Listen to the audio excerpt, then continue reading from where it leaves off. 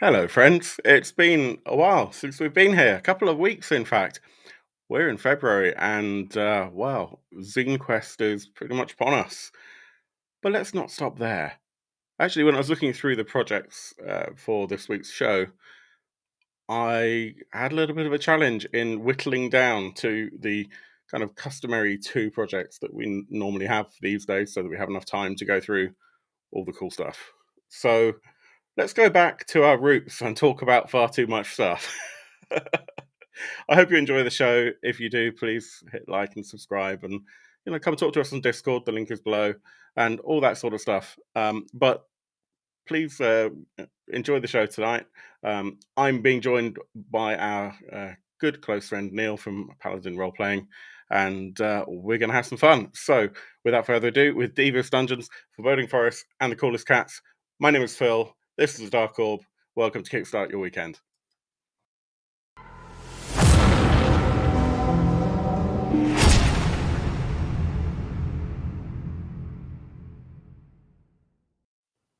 Hey, Neil, very good to see you. How's it going? Hey, it's going very nicely, Phil. Thank you very much. I kind of feel like this is a Happy New Year moment. Yeah, right. No, just after January, we don't do that. Before we go any further, let's just both look to our lefts and welcome to everyone to the chat. And it'll take a little while for that to come up. Boom!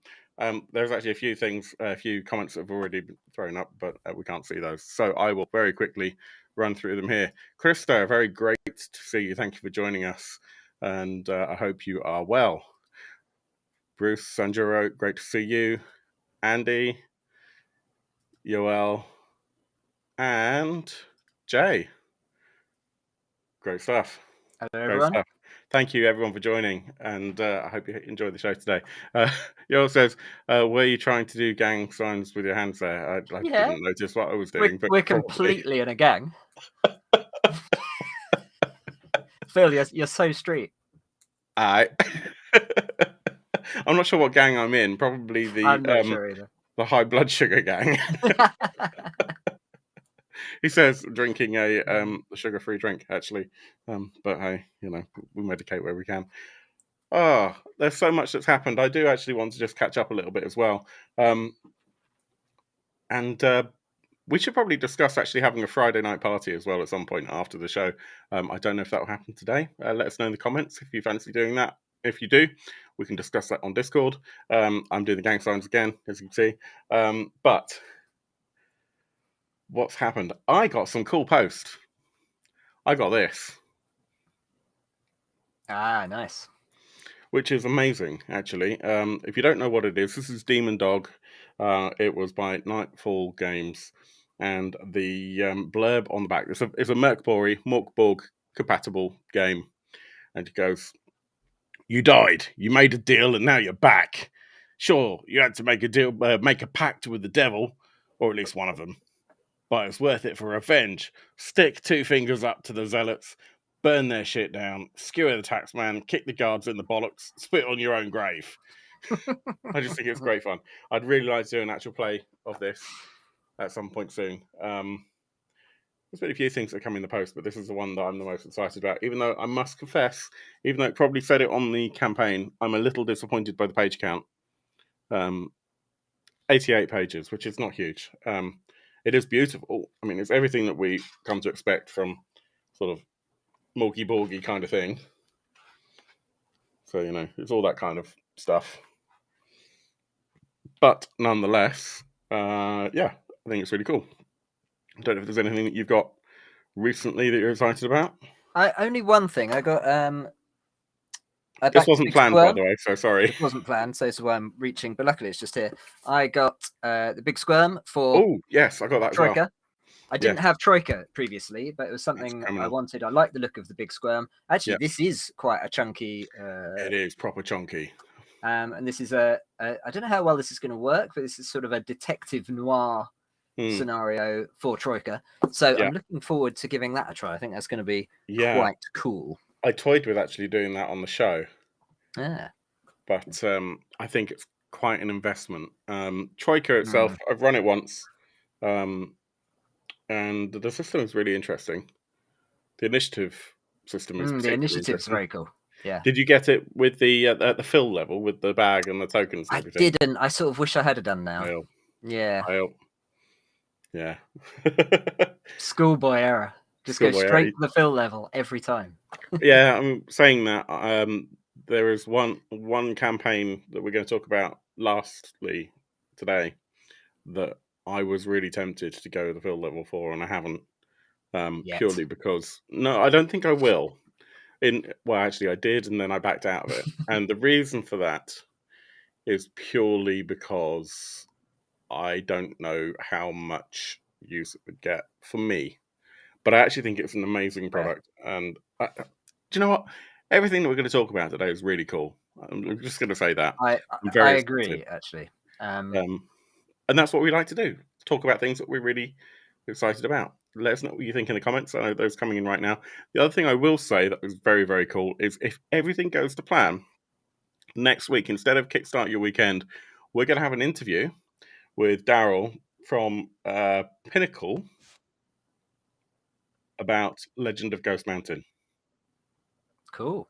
So that'll be really cool. That's the Kickstarter Wuxia, which is like the Chinese folklore game. That'll be next week. So awesome. Come back for that. Shall we crack on? Let's have a look through the comments. So with Jay says Croquet is awesome, isn't it? It's just really cool. Exo says all wheel books must be chunky. It is a requirement. Otherwise, I think the thing for me is I want the number of pages to be thicker than the cover. They're on par here, to be honest with you. Yeah, right. They're on par, you know. And to be honest, there are Troika books like the Metagorgus, and there's another one which the Slow Slade to Plankton or whatever it's called. I can't think what it is. It's only over there. They're in a similar situation actually. I think the front and back cover are actually thicker than the amount of pages that you've got in between, which is annoying, but it feels great still. So the old Penguin or Puffin books, kids. Phil doesn't even remove the shrink wrap. Yeah, right, whatever. I don't remove the shrink wrap until I'm going to read it.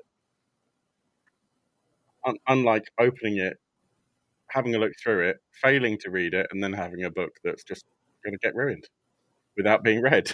I'll wait till I'm going to ruin it before I read it. Perfect. Good logic. Yeah, I'm not going to just ruin it by, I don't know, natural attrition. Going to keep it protected until that time. Let's crack on. Let's crack on. The first thing we're going to look at today, I'm really, really intrigued by. And I say that a lot, I suppose. But Neil and I have had, in fact, you're here, so I can actually just address you directly. Neil, we've spoken many times about the beautiful game of Nibiru. And when I saw this game, that's the first thing I thought of, and I'm sure that went through your mind as well. It did. It did. Nibiru is a wonderful game by Fed Soames, and it's beautiful, and the concept is exquisite. But I think we've both found it's quite hard to get to the table. The world is so rich that it kind of feels like to do anything other than what is described, for me at least, feels wrong. But there's not enough detail for you to actually live in that world either. So you're kind of in this kind of limbo where you want to explore that place, but it feels so well defined that it's kind of hard to deviate from it, even though there's not enough there to. I don't know. I can't quite put it to words. What do you think? Yeah, no, I know what you're trying to say. I think the concept of Nibiru is absolutely exceptional, and the mechanic is brilliant. The world, I think, is just hard to get your head around. And I say this as someone who loves a lore-heavy game. Yeah. But I just couldn't. I found it a bit impenetrable. So I think that's the challenge. Yeah. And Facility has some similar ideas. So in Nibiru, you wake up on somewhere, which it happens to be like a space station, with no memory of who you are. And your character is developed by the successes and failures that you make along the way of trying to get from, quest giver to end of quest, basically. And what we're looking at, first of all, is this game, Facility. Let me just get the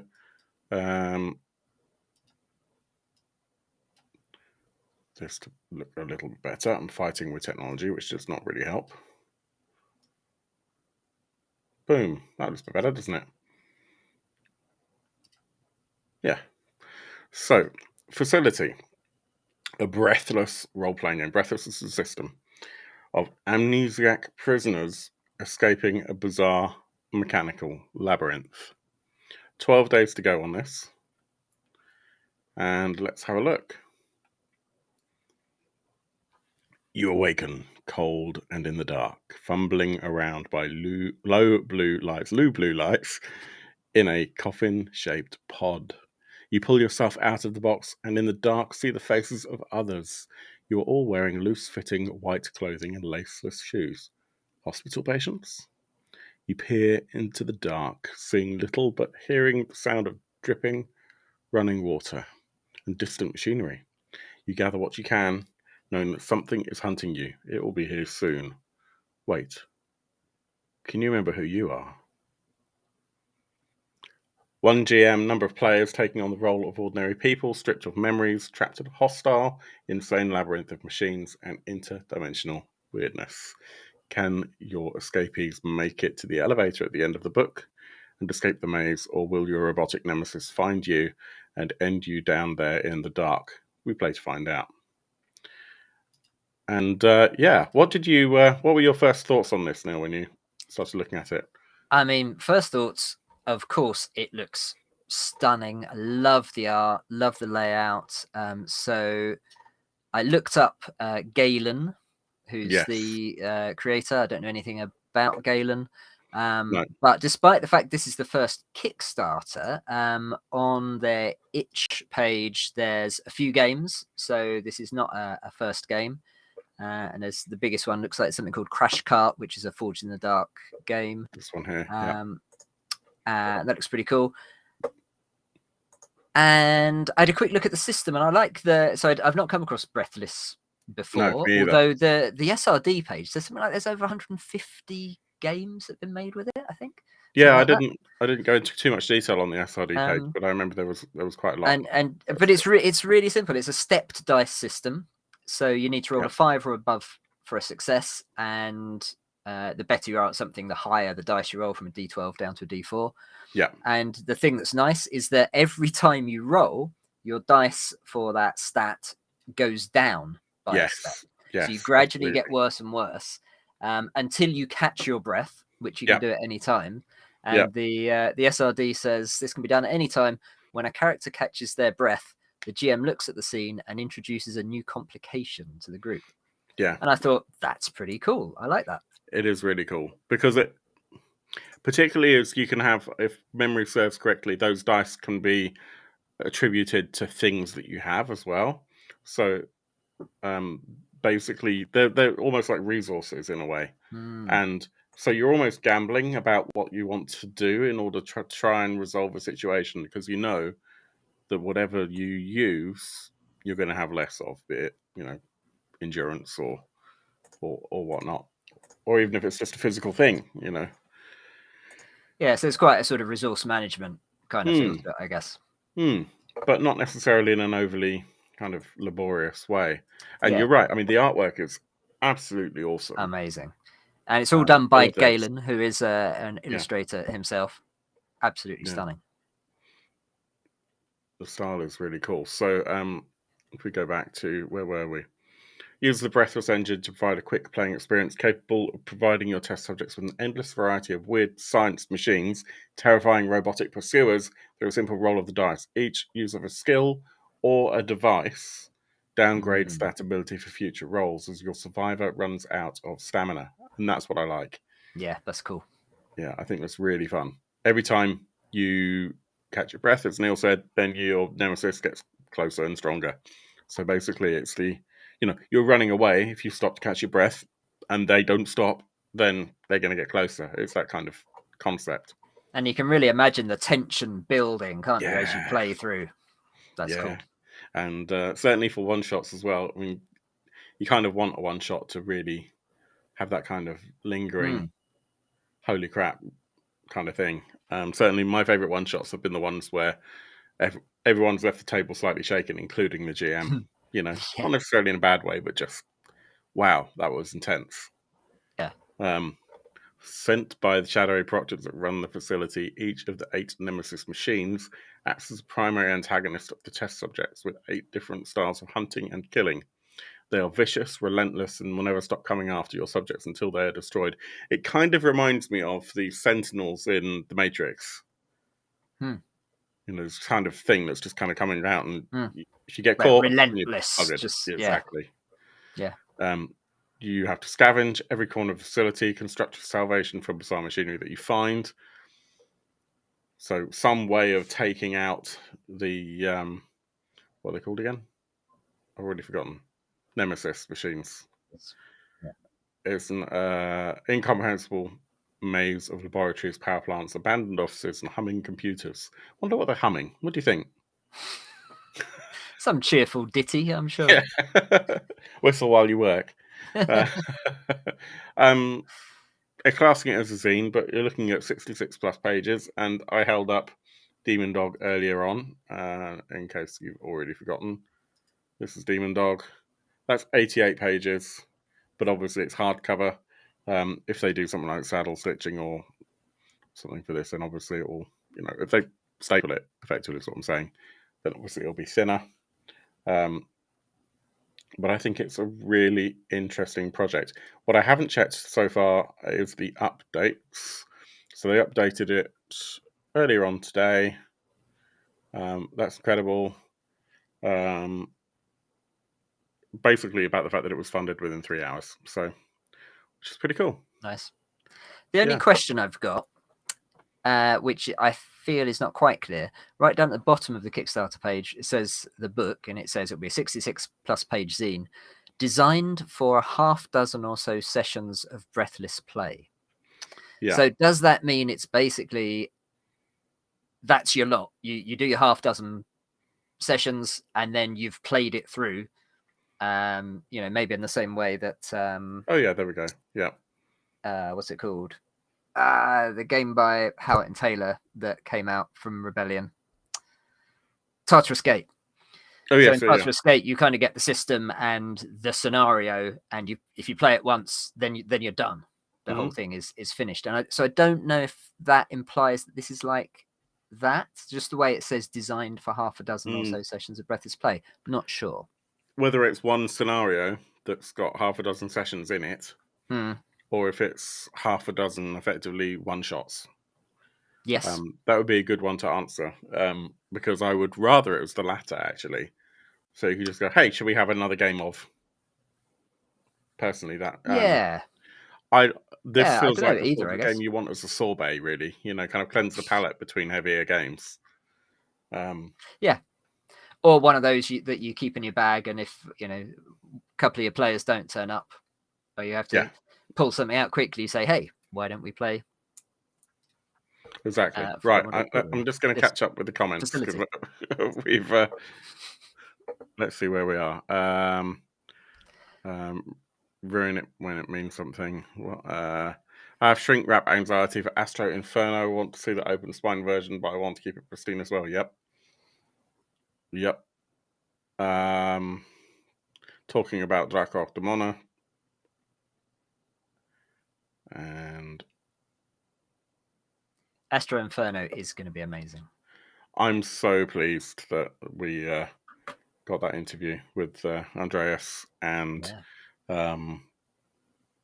just to be involved in any way, because I think that project is really cool. I do know that it has some AI art in it, which is potentially contentious, but that's where it is. I think though the way, don't quote me on this because I'm not 100% sure, I think he's using AI art and then taking it into Photoshop, presumably. Oh yeah, absolutely, and doing quite a lot to it. Yes, that is accurate. So there is really a lot there is a framework to start with, and Andreas is a different approach. Is a really talented artist as well, or certainly by my standards. Well, I can't even draw. You mean he can do better than stick figures? No, yeah, exactly. Or just stick figures, you know. Well, I've got a line. It's not very straight. This guy's definitely got lumbago. Yeah. So, but excluding that, from what I've seen of the layout, and I know that you've been doing some proofreading on it, so you can't talk too much about it without being heavily biased.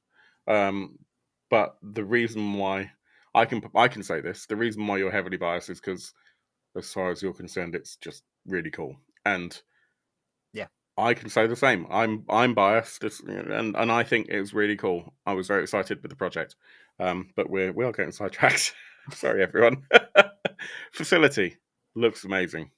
What I was going to say is that they have said in that as well that background art and textures are AI in the facility, but that's background and textures. Fair enough, isn't it? Yeah. You know, I don't have an issue with that. It's tricky, you know, when you're trying really hard not to kind of rip off is not the right word, but you know, kind of marginalize and take advantage of other people's work.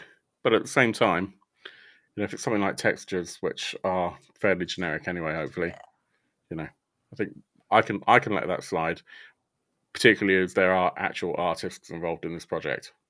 Yes. And Galen's work is amazing. He's worked on loads of other projects as an illustrator, including Wicked Ones, Iron Sworn, Starforged, and Golden Sea Deluxe, and Stealing the Throne, which I have. And in fact, Stealing the Throne, our wonderful patron, Bruce Sanjuro, actually has a copy of, I believe, now, because he won a bunch of zines from us during Oktoberfest. So, yeah. So, Heckler sounds like a Batman villain. Where were we? Right. Check it out.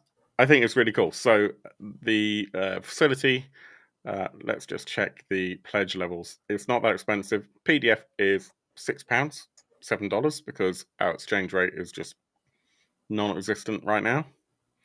Print and PDF, and print goes anywhere in the world, is $15 plus shipping. Shipping to the UK is undisclosed, I think. Let's have a look. Yeah, I'll probably add it later, I guess. Yeah. Oh no, it'll make me log in, and I can't quite face logging in right now. I should be able to check. That's been the kicker for some of these projects today, actually, is the shipping. But that's the way it is. It's not adding any extra shipping in the Kickstarter, so I guess they'll deal with it later, hopefully, when the world is less broken. That's Facility by Galen Pejeau. Galen, if you get a chance to watch this, we love the project. We think it's great. Looking forward to getting a copy and playing it. It'll be fun. What do you think, everyone? Let us know in the comments, and we shall soldier forward once I work out how to use anything. Are we going to talk about blood goblins now? Let's. No, I refuse. I can't use the computer. Hang on. There we go. Right. The Curse of the Blood Goblin. What can you tell me about this? I put you on the spot. It's okay. So this is very clearly a sort of an early D&D inspired, OSR kind of game. Even the font they've gone for sort of harkens to the early D&D sort of logo, and it's a fantasy game with a very simple system. And I think he's gone for just a really stripped back system.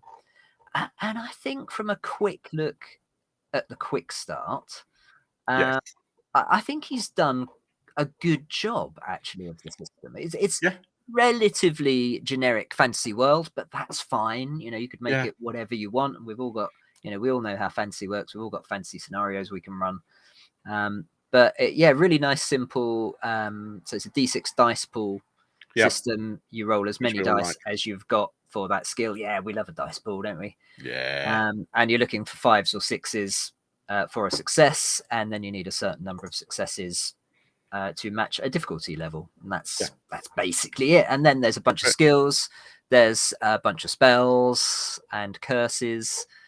The curses are quite fun because they each have a cure. Yes. So the cures are things like eating a pinch of salt, or a slap to the face, or spinning in a circle 3 times. Which, of course, you have to do in out of character, I would say. Yeah, that would be good, wouldn't it? Yeah, why not? So yeah, absolutely. This looks like a nice antidote to the whole OSR debacle that's going on right now. Yeah. Obviously, a load of people will probably just stick with 5e now, and that's fine. Yeah. But there are other ways to get that dungeon crawling experience, and I think this is a really nice way to do it. As Neil said, it's a D6 dice pool, and there's one person, Pepper, who, as you can see here, works in a vintage toy store, loves role-playing games and painting miniatures. I mean, what a nerd. We don't associate with people like that, do we, Phil? Not today. No, I have to go to Toys R Us. Oh, hang on a minute, they've gone past. No, absolutely. It's always nice when you get that little bit of extra kind of association, because, you know, we're all here because we like role-playing games and minis and toys and that sort of stuff. The reality is, there's some really interesting stuff. I like that it comes with an introductory adventure module and 3 one-shot dungeon crawls. Very cool. That's good. It's little things like that, you know.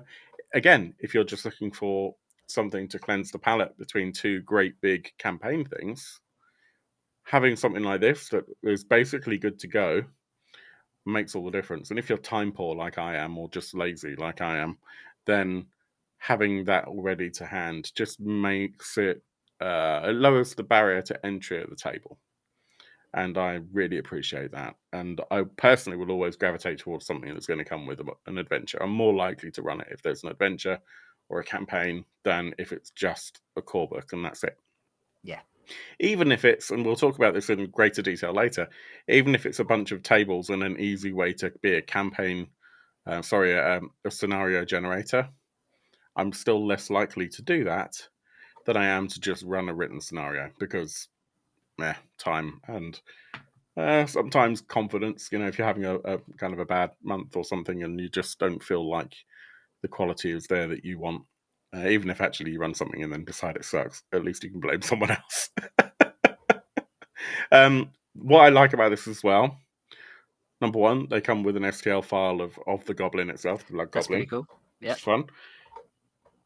That's if you don't know, which is possible, I suppose. That's like a digital file that you can then do 3D printing on, so either yourself or you can get that outsourced, not a problem. Also, what I like, they've got a Discord. We've got a Discord too. The link is below. Everyone's welcome. Come and talk to us. But they have a Discord, and they also have the kind of the game itself. I don't know if that's the full game or if it's the quick start. I think it's the quick start. Yeah. But you know, hats off for doing a quick start. It takes a lot of effort, but I think it's great. Either. You know, it's putting it's really good. You know, it's putting the game out there. It gives you a chance to have a look, have a play, even if you want to decide whether you like it. I have great respect for any project where they include a quick start. Yeah, and actually, you can see the layout as well. They haven't just bunged a whole load of words into Word. That's what I was going to say. They've actually taken the time to lay it out, and it looks great. Very easily read. The formatting is nice. And actually, I've got to say as well, Pepper has got a good way with words. I think he's very articulate. They are very articulate. And I think it all reads very well. What's the concept? There was a procy here. Let me see if I can find it. The lore. Rain, 30 days of rain. The road north had all but washed away, but the unlikely companions were compelled to trudge forward and make it to Thanmarkek. Glory, silver, and knowledge had enticed them. If the rumours proved true, the perilous path the adventurers set on might be worth the effort, might be worth the risk. Tor, the warrior, heard many folks speaking of a makeshift fortress being constructed in the ruins of an old watchtower far north.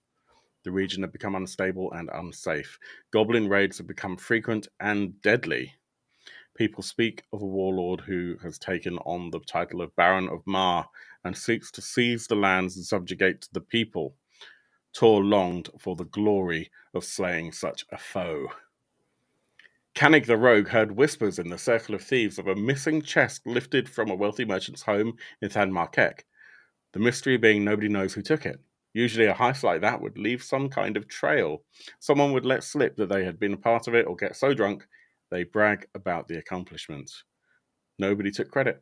Nobody fenced the gilded chest, and nobody had the coins forged into ingots. Canik wanted the chest and all of its silver. Burrell the wizard found a scroll deep within the dank basement of a hall of records. It's like a locked filing cabinet with Beware of the Leopard, right? It mapped the location of an elven watchtower said to house tomes of forgotten magic somewhere within the ruins. He had followed many leads and found himself in empty chambers that had long since been plundered. He had also ventured deep into deadly catacombs and held ancient scrolls of power. Burrell yearned for the knowledge hidden in those ruins. The unlikely group struggled step by step in the rain, marching towards the unknown hardships that awaited them far in the north, unaware that they were being stalked by a band of brigands, waiting for the perfect moment to strike. The brigands' thirst for blood would have to wait for nightfall so they could get the jump on this strange party of adventurers. I think it's really well written. I really like it. It's nice. Yeah, it's there's enough depth in there, but it's not inaccessible. It's not too heavy. Yeah. Which is also great if English isn't your first language. I think it's clear enough for anyone to understand what's going on without being really archaic or something. And the rest of the book kind of reads like that. And the foes are goblins and slimes and undead. In terms of the project itself, digital version £4, $5 Canadian. Standard backer digital version. Also, that's the early adopter, so jump on whilst you can. The standard only 9 left. Yeah, standard backer digital version is $10 or £7. So you'll save a couple of dollars. Well, actually, it's half price. We should all jump on. Then the physical version is £25, $40. I can't recall if that's stapled or not. I can't remember what the format is. Yeah, not sure actually. And that's it. Actually, you've just got the 3 versions: the physical, the digital, and the digital early adopter. So worth checking out. Honestly, I really think it'll be fun. Oh, they're printing with Mixam, so that should be pretty good. So I would presume then that actually it might even be hardcover. Let's see if I'm going to do a search for soft and see what comes up. There we go. Perfect bound soft cover book. Always search for soft. It's the way forward. Catching up with you heard it here first. Yeah, always search for soft. Best kind of ice cream. Phil is also available on Audible. This is Audible.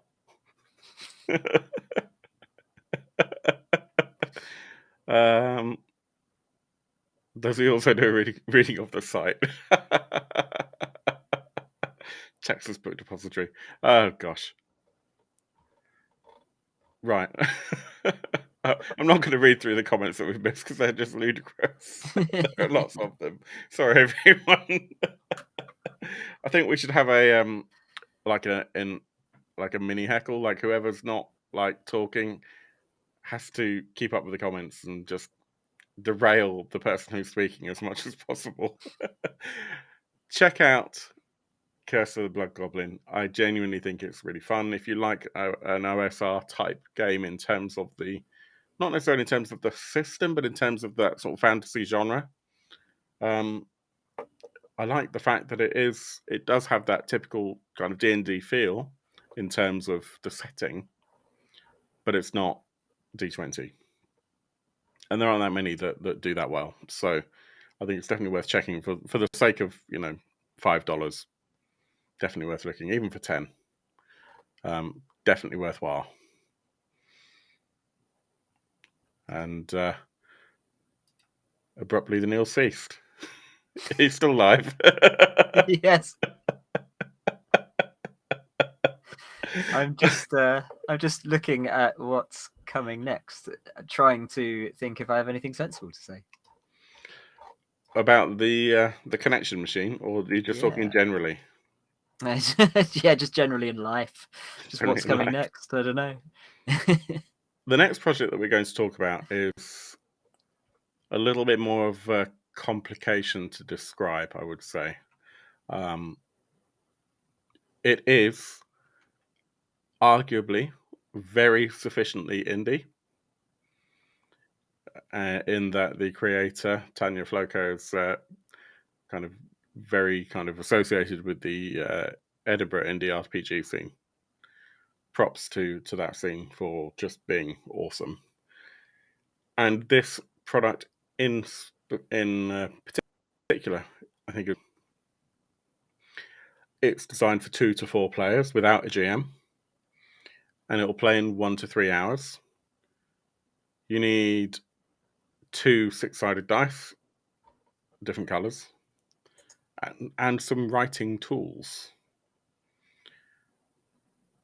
And the setting is, I'm trying to think of the best way to describe it without actually just reading it out. It's about as ethereal as you can get while still being very cyberpunk, right? That's probably a good one-liner. Yeah. It's deliberately a weird sort of alternate dimension, time and space are strange kind of strange. deal. We are talking about the connection machine, and it just looks great. Looks really great. So what I was trying to kind of find a way to describe and failing is this paragraph here. A quantum computer, the titular connection machine, has been tasked with maintaining a stable hypercube. A group of specially selected individuals will now step up physically, explore the 4th dimension and the surreal landscape within. However, their brains struggle to grasp the experience, filling in blanks with memories from their collective past as time itself bends and shifts. The characters confront trauma echoing through their lives, given form as PTS demons, which is amazing. With Just each wave of trauma, with each wave of trauma, the hypercube becomes less and less stable, threatening to collapse in on itself with everyone inside.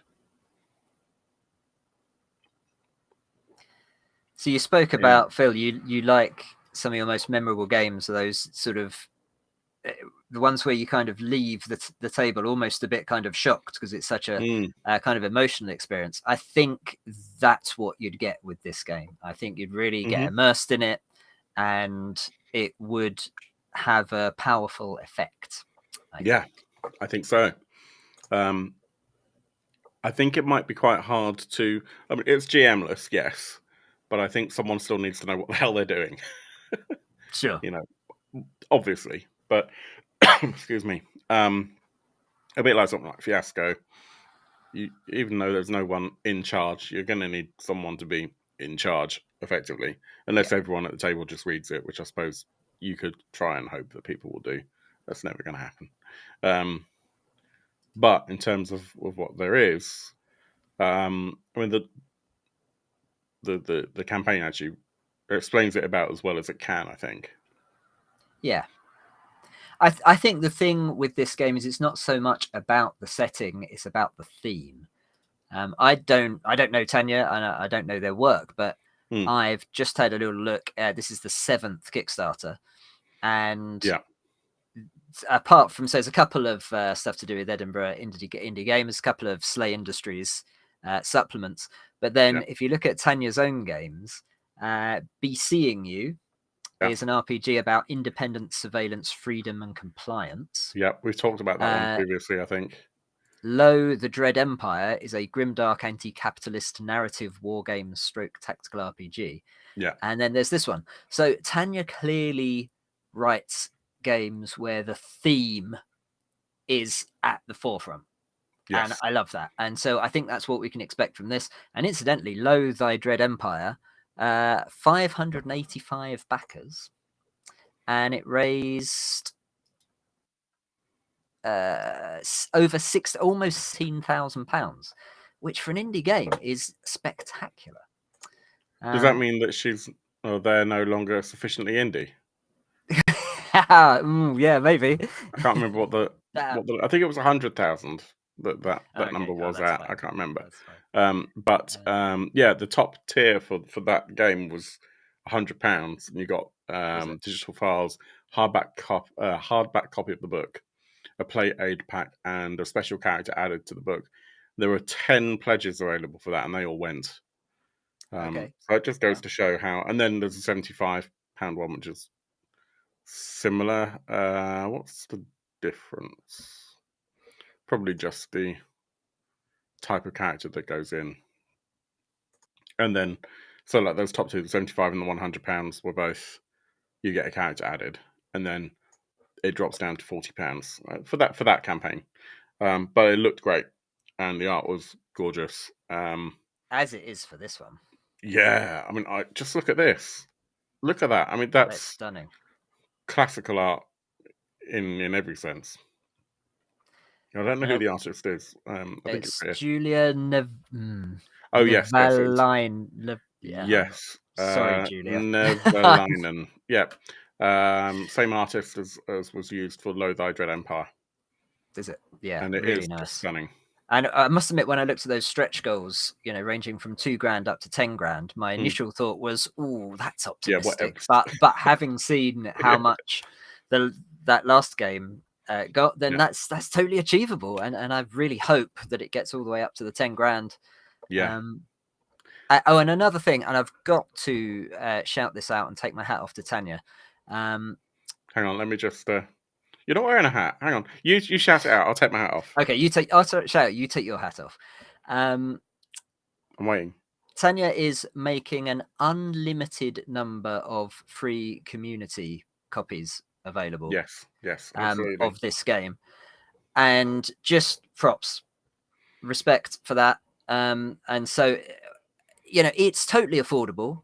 And if you've got the money, I would say, go ahead, put your money down, get a copy of this game, and just know that you're supporting people to play who maybe can't afford it, because not everyone can. Absolutely. So I think that's just amazing. Well done to Tanya.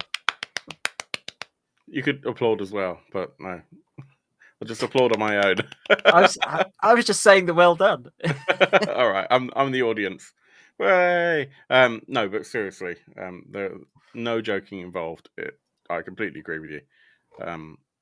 And it just goes to show that the Edinburgh indie gamers have a really strong sense of community, and yeah, it's great. I really value it. I thought this was really interesting that the influences include Cube 2, Hypercube.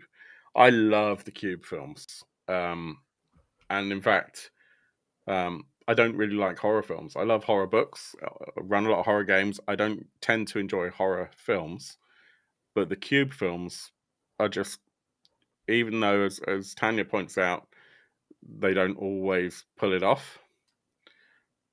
I think there's some really interesting ideas in those, and Cube 3 especially, for me, the way it kind of ties everything together is really interesting. There's a whole load of existentialism going on, and I really like that. And the idea of quantum leap, what dreams may come. So the influences for this, from a literary perspective, are really intriguing to me. And then obviously there are credits on games as well, which is really cool, including a bunch of games that I don't know. I must admit, out of all these influences, I've just had a quick look. There's 16 influences there, of which I know just 3. So this is, yeah, they're just showing off that they're way more cultured than we are. Yeah, it's clearly true. yeah, and power to the people. The art expands, as you said, with the budget. You shape the hypercube, so you get to add locations for characters. Again, we were talking about that for the previous thing. The pledges go all the way up to 250 to get a digital portrait, your character added, player aids, physical copy, etc. Normally we talk about the fill level, and I'll tell you what I would probably go for here. It would, oddly enough, be the £30 level. Where you get the AIDS pack and you get the physical copy and you get digital files. I do think that the player aids is generally worth it. You get a folded A4 sheet, woo. But there will be more items because it will get better. And where the stretch goals, here they are. So you get a character tracker for a character tracker, a map, and a few other things, I'm sure. And hopefully they'll have a bit more art in there as well. Maybe even like what would be nice would be like a poster or something, but I don't think that's part of the scope. I'm just saying the art is amazing. I'd love an art print. I think it's really intriguing. I think it'll be very interesting to see what it's like at the table. Yes, it's important. I mean, talk about safety mechanics. That I think would be very important in this game, particularly if you're not familiar with the people at the table. Because games that can have, as they say, trauma. If you don't know your players and you want to do something that really pushes people, you have to be careful and just hope that they won't get used. Because in an ideal world, you're telling such a good story that even if there's some viscerality or trauma, as we said here, it's still sensitive and compelling enough that you can get through it, and that no one feels the need to use an X card or whatnot. But it's really important that you have it there. Absolutely. Or some other control mechanism, and have that conversation before you start about lines and veils is really good as well. This has already succeeded. It's almost 4 times its funding goal, and I think it will thrive. We've still got 16 days to go. I expect that number to go up because it looks fantastic. Really does. Yeah. Really, really does. I'm very excited about this, and I wasn't sure what to expect when I clicked it to see what was going on, and just got drawn in, really. I could probably say the same about the next project. And I'm kind of, I don't know, daunted about discussing this one without having a few whiskies ready.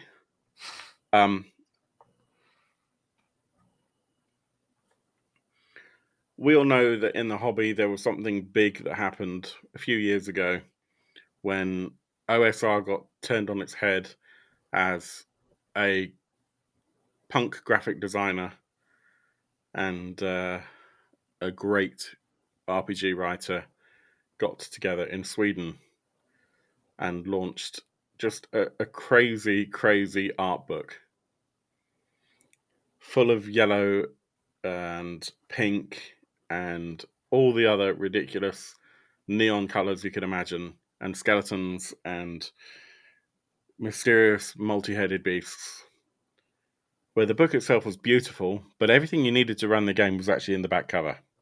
That, of course, was Morkborg. And we've had a lot of things that have been inspired by that, not only because their license is incredible, they just basically said, screw it, just make another game that's like ours, make it a bit different, give us a shout out, and you can have the system, we don't care, just make it cool. And so we've had lots and lots and lots of games that have followed that style. I'd say 95% of them have been excellent.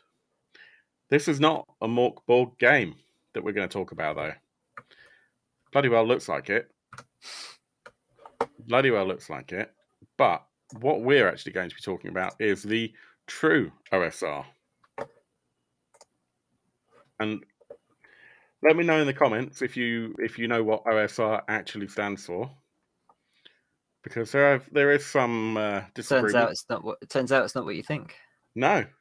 Is anyone who's watching the show live familiar with the with OSR as it originally stands? What the original acronym is? I'm sure that you all know, but you're too busy talking about the TV show Taggart. Because we're all really young. It's good to see people come here for the quality RPG content and not just to talk complete and utter nonsense to each other. Hang on, right there is a comment of the night. I need to scroll up. If a tree falls in the woods, how long before Wizards tries to monetize it? Depend. They probably built the tree. Andy says old school Renaissance. No, you're wrong. Obsolete shitty rules.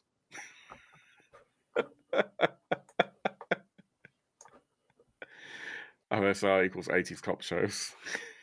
So the true OSR, and again, we were talking about creators having interesting histories of things that they've made previously, and there's no exception here. This looks like a bunch of fun. I actually shared on our Discord earlier on that there was an early bird for this, where you could save quite a lot of money, particularly if you're going at the fill level, the top level pledge, which has just so much stuff. We'll talk about that in a minute. So much stuff. Yeah, and I was very tempted, very, very tempted, but I managed to pull myself from the brink because I need to buy other things. Hey, you. It's actually very good value though for what you get. I think. Sorry. That's all right. In fact, you can read this. Okay. It's your turn. Scroll up. Hey, you. Yeah, I'm talking to you, nerd. Are you tired of the same old boring role-playing games? Stop messing around and try a new parodic, insane, old-school RPG. Great for beer and snack one-shot nights with friends. Check this out. Obsolete shitty rules. Let's see why it's the best RPG ever created. Foolproof game system. Few rules. Everything can be randomized, so zero preparation, baby. Randomized. Which monster will the PCs encounter? Thanks for the comments. Randomized. Which monster will the PCs encounter? Roll on a table. There's more than 40. What's beyond the door? Roll on a table, I told you. Does my PC have to pee? Guess what, genius? I love that. So I love the idea there's a dice roll for whether or not you need the bathroom. Yeah. Extremely replayable, an experience that is always different thanks to its gazillion possible combinations. DM versus PC. The group of PCs will have to face and defeat the DM in a fight to the death in which only one side will be victorious. Who says it's a bad idea for the DM to be in an oppositional stance? Sounds like great fun. Compatible. Use the tables and the game however the fuck you want, even with other games. Language, Timothy. You're right. How cool is that? Available in Italian, ciao, and English. Amazing. We're working with professional translators, so yeah, I'll show Free League up. No, bless them. Free League are very good. I'm just being a git. And native speaking proofreaders. Nobody likes a shitty, incomprehensible game. It's true. I think this is awesome. I've actually had a look at the rules, and well, I've had a look at the kind of quick start, and in true the 6 starts, you mean? Yeah, the 6 start. Have you looked at it? I didn't have long, just a brief scan. Yeah. So in true Mork Borg tradition, it's actually quite hard to find what you're looking for. There's was there like 400 pages or something in total, the book? Oh yeah, 250 pages. But it's laid out in a similar way to most books these days, in that the thing that you think is going to be on the page that you think it's going to be on isn't on that page. It's on another page, which is named very similarly. But I think, though, it's at least marginally easier to read than Merkbury. Oh yeah, marginally. It totally is. It totally is. I'm just trying to see if I can grab the help if I remember what my password was. Actually, for me, the thing, I mean, you can't talk about this game without likening it to Merkbury because there's so many similarities. But for me, what this has got, which we haven't got in Merkbury, is the humor. I think there's a lot. This is just fun.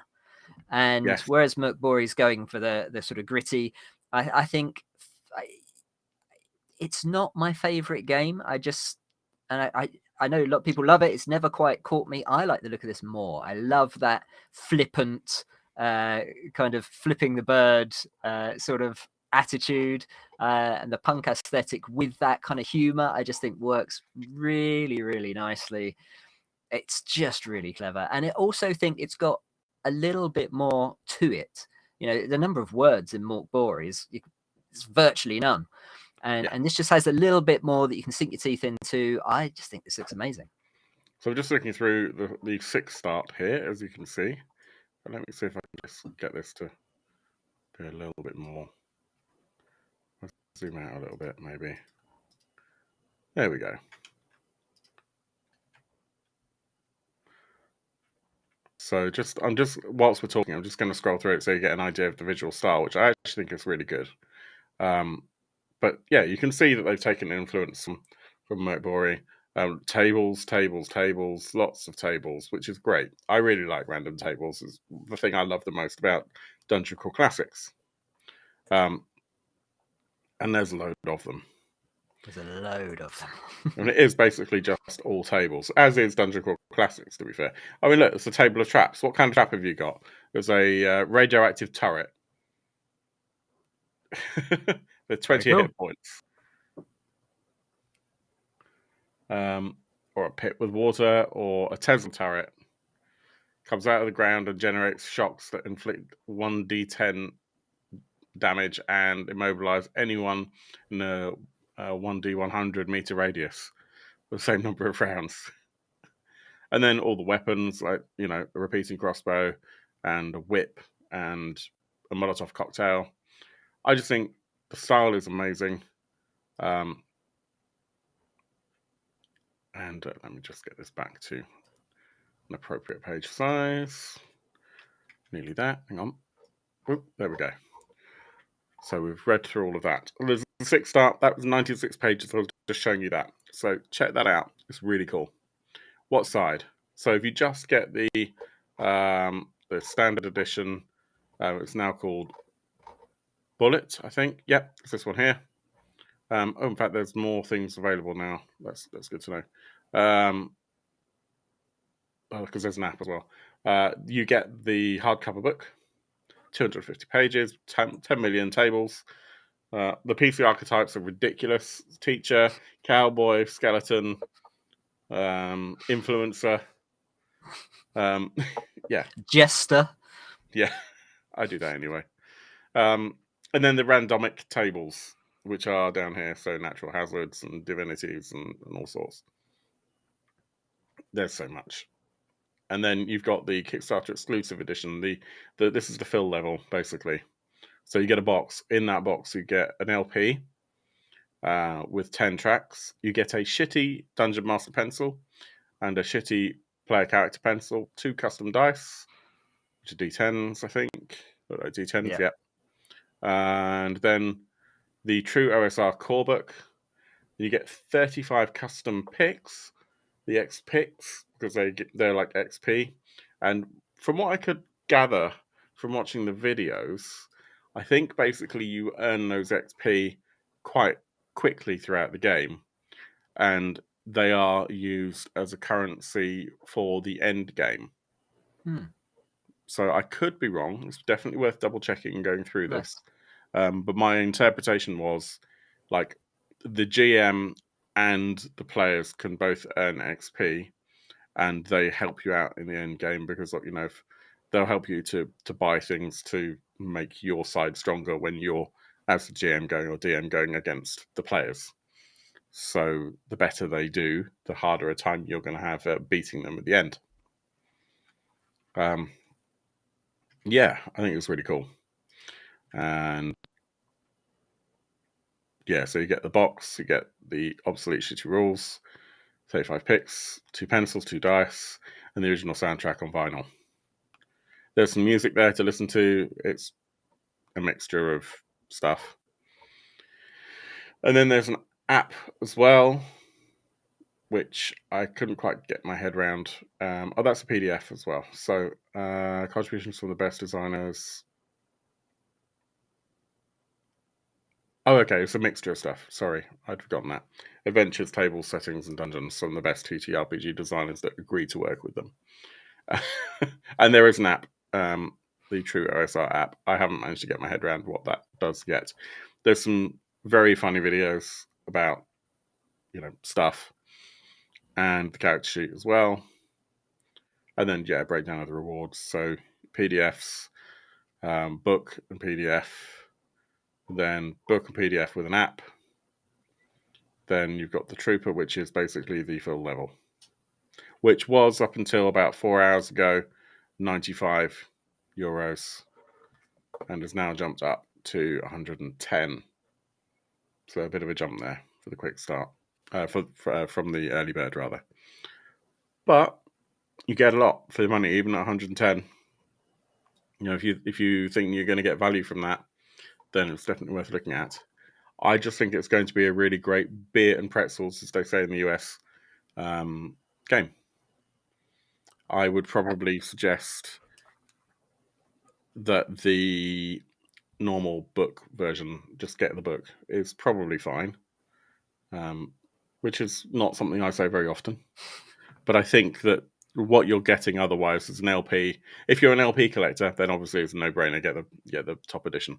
But actually, what you want is like tokens and stuff, unless you're a real collector, you probably don't need the picks and you don't need the pencils and stuff. There's nothing overly unique there. The picks are pretty cool, I've got to say. They're really cool. Don't get me wrong. I think it's bloody awesome. Maybe I'm as much justifying to myself having got one. I think so. Yeah. So with a practical hat on, it's not a practical hat. Can't go out in the rain with this hat. You don't necessarily need all of that extra stuff. It doesn't bring anything extra to the game. It's probably the best way to put it. But it's amazing, and I think this product is super, super cool. And I like that it's in Europe as well as a European company. Absolutely, yeah. And that's a nice change. In terms of their previous work, Tin Hat Games, they also did, I can't remember off the top of my head. I know there was something else they did that was really cool. Yeah, they did Dungeon Digger. Actually. They did Urban Heroes and Fantasy Pug Quest. I don't really do dogs. Cats, yes, but no. But I remember Urban Heroes being an interesting thing. Let me just grab that. Their first Kickstarter. I remember that looked quite fun at the time. So here we go. So yeah, superhero stuff like masks or whatnot. So they know how to put something out with a bit of style. Yeah. And they've certainly done that with this. Yeah, they certainly have. Yeah. Amazing. Everyone going, Phil's hat's not waterproof. Well, I mean, it's leather, but when you get leather really wet, it's not good. I'm talking about the hat.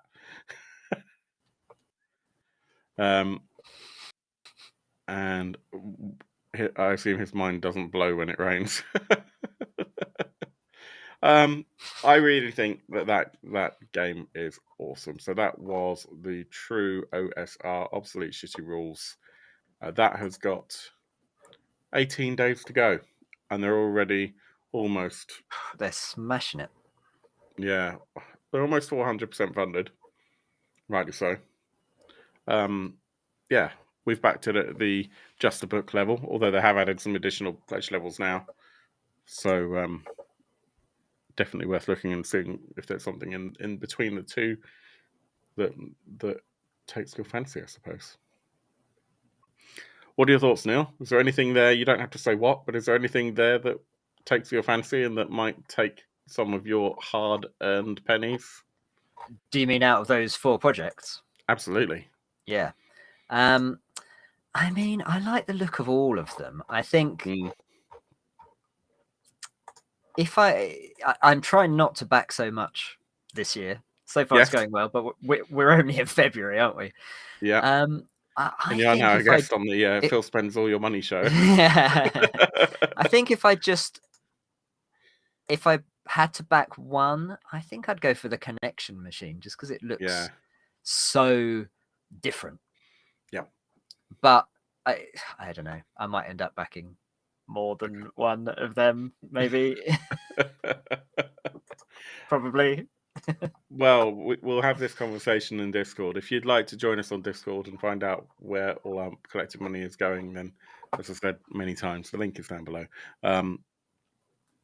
It's a difficult one because one wants to be practical in this time of great economical challenge. But, I mean, backing the Connection Machine is a community thing. You're helping the gaming community. I think that Facility brings to the table some things that maybe we didn't feel we quite got with Nibiru. I think that the second game, Blood Goblin, Curse of the Blood Goblin, looks like a great way to do a dungeon crawl without having to wheel out the 5th edition rules.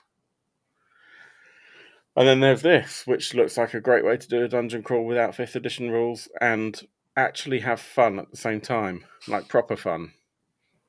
This is a game where everyone could turn up, inebriated, and it doesn't matter. Yeah, and there are too many games that are at the table where you kind of, it depends on your group, but certainly a lot of the games that I play are so deep that actually you don't necessarily want to have more than one drink because you kind of want to understand what's going on. Yeah, you concentrate, yeah. Exactly, because there's an actual story to be told. But, there's a lot to be said for going completely the other way and just, like, having actual, like, jolly fun as opposed to some kind of grueling mental torture. And I think the True OSR probably does both. Yeah, maybe. What do you think, everyone? Let us know in the comments. If you've enjoyed the show, please like and subscribe. Neil, thank you so much for joining. It's been a while. Pleasure, as always. Would you like, you know what, Phil? We talked about 4 games, and we're only 10 minutes running over. That's pretty good going. Amazing. That's not bad, is it? No, it's not bad. What gaming have you got over the next couple of weeks in your non-streaming life, Neil? Tell us what you're up to. So my Simbroom long-running Simbroom campaign. I'm running Throne of Thorns for my home group. And I'm very pleased to hear actually that the 6th book is out by the end of this quarter, because we're probably 3/4 of the way through the 5th book now. That's amazing. So just in time for this last one, and I'm so looking forward to the grand finale. I can't wait to see what happens. That's going to be awesome. And of course, that's my second favorite game. I've also just started a campaign of Spire: The City Must Fall by Romek and Deckard, which I love that game. Yeah, it's great. So yeah, that's going to be the focus. Oh, and also Romek and Deckard, we're trying out Hollows. Oh yes, their new game, which is currently in playtest. If anyone's into tactical combat, yes. No, it's public playtest Hollows. Oh, it's public. I can talk about it. Yeah. If anyone likes tactical combat, which I normally don't, I have to say, Hollows has all the sort of weirdness and coolness that you might expect from a game by Grant Howitt and Christopher Taylor, but with a really interesting take on tactical combat. It's in public playtest at the moment, so you get a chance to play it and feedback, and they really are very receptive to feedback, and they're making a lot of alterations to the game based on what people are reporting. It's well worth a look, I reckon. Yeah, check it out. So, yeah, I completely agree with you, by the way. I've got a copy of that playtest document as well. I haven't gotten very far into it. I think it's probably a bit too crunchy for me where I am at the moment. But I think it would be really fun to play. Simbrum-wise, as you know, we're playing Simbrum as well. We've actually been playing it for 3 years now, would you believe it? And yet we're only about to start the second book. And that's a mixture of, we've got a really roleplay heavy group, and 2022 was just a bloody disaster. So we basically played like 4 sessions in 2022, which is just awful. And every time we went to schedule it, like someone had COVID or someone had to work late, or we were all just too tired.